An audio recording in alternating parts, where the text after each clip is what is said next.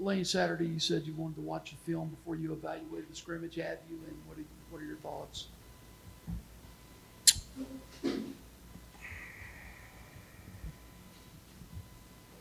I mean, this kind of sounds coach speak, but I mean, there were good things, there were bad things. I mean, it was kind of in the middle on everything, you know, whether it's offense, defense, or position groups where you kind of get excited about some things and you're still nervous about others. We tackled the entire time, which is kind of unusual for us, just because, like we've talked about, the question marks of all the new players, especially defensively, and, you know, being able to see them in as live situations as we can put them in. So, you know, a lot of guys got to play because there were a number of injuries in the secondary, so that part's good. But I can't really tell you where we are right now. I mean, you guys know we just give everybody chances and evaluate not by what you've done before or your stars in recruiting or anything. And, you know, like the quarterbacks, like Kincaid Dent, probably played the best of the three. So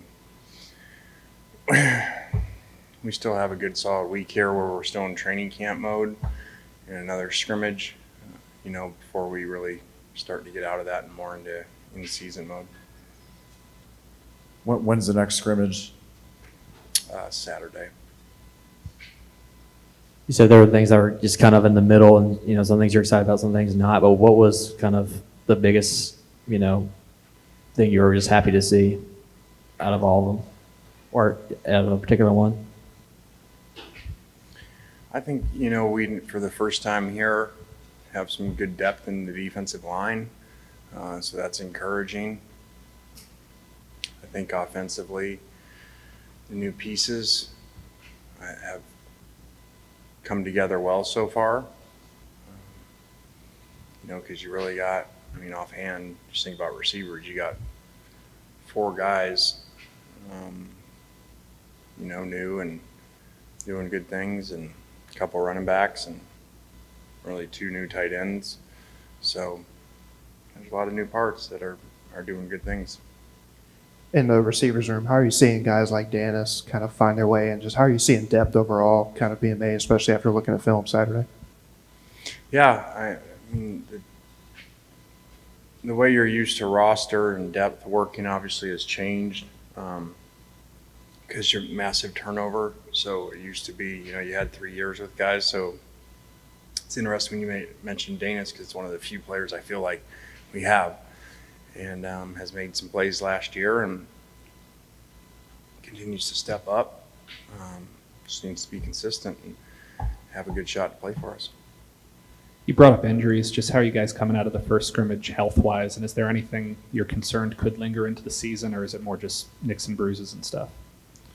I think in typical fashion, you know, the assumption is you tackle, you're going to have all these injuries.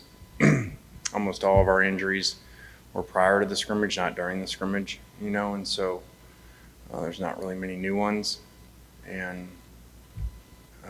I do not think there's really any long-term ones. So outside of, I think, Hess. DeAndre Prince had that pick on the last play of the scrimmage. I know it's a pretty deep defensive backs room, but where is he kind of right now, and where has he kind of grown over the last over the stretch? Yeah, Prince has done a great job. Really great camp, and is playing as good as anybody back there. So excited to see. Has really matured over his time here, you know, leaving and coming back and all that. So one of our better stories that way. I know you kind of moved some guys around O-line Saturday, just kind of how your approach was to the scrimmage, but how are you seeing kind of guys shake out in the O-line group? Yeah, like I said, you know, we took Nick out. He didn't play a whole lot. You know, made some double switches just to see what it would look like, and have some young guys playing really well. So, you know, that's a good thing. I'm not saying as far as long as the defensive line, but there is, you know, I would guess there's a pretty good argument that we are deeper than we've been here on the offensive line in our 3 years. Coach, this is kind of personal, but you sort of opened the door today with your tweet about this this woman about changing your life and everything. Have you had some kind of epiphany in your life here lately? I mean, I noticed you've lost a lot of weight. If it's too personal, just don't answer. That's very personal, but I guess I did put that tweet out. I just saw that this morning. I thought it was really cool, and I do those things early in the morning sometimes. Just maybe someone's out there that needs some motivation, going through some stuff, and so the ability to use a platform as a head coach and Twitter with that many people is really valuable. So I just thought that was really cool what you said, and I think we all go through things. I've been through a lot. I think they're well documented, divorce, firings, and so now being here and daughter moving here, and you kind of get out of that world, you get back into it. Some things change. I didn't think I'd be watching a Nicholas Sparks movie on Sunday night last night with 6 high school girls sitting there on the couch, and a dog. So I guess maybe things have changed.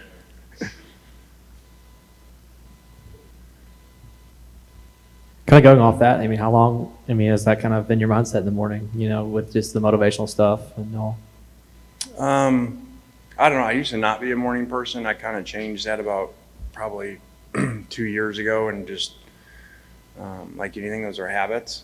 And, I just kind of always said I wasn't. Once you say you're not a morning person, you're not going to be. And just kind of flipped that and started with working out in the morning, and like this morning, 6 a.m. hot yoga before you come to work, and that'll kind of get you moving in a good direction. It'll make you not a night person because you'll be tired by the end of the night. I think I saw players walking juice during the scrimmage, and was that penalties for getting penalties? What was that about? That would be a good idea. That wasn't. I think some injured guys did that on their own. That was not a plan, but that'd be a good idea.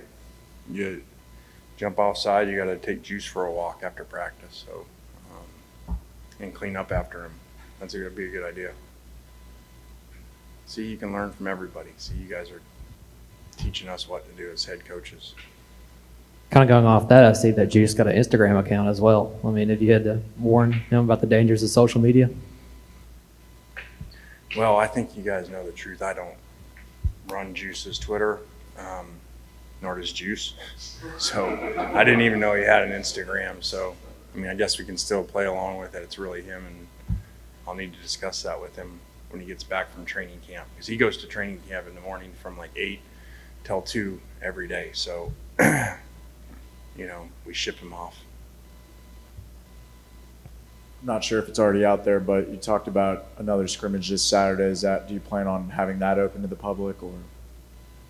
I don't think that is. I think we just did the first one because it's far enough from the game. As you get closer, just in this day and age, when you open it, and people come and video it, and you start to see scheme plays and where you're playing players. So, unfortunately, we can't do that as we get closer to the game.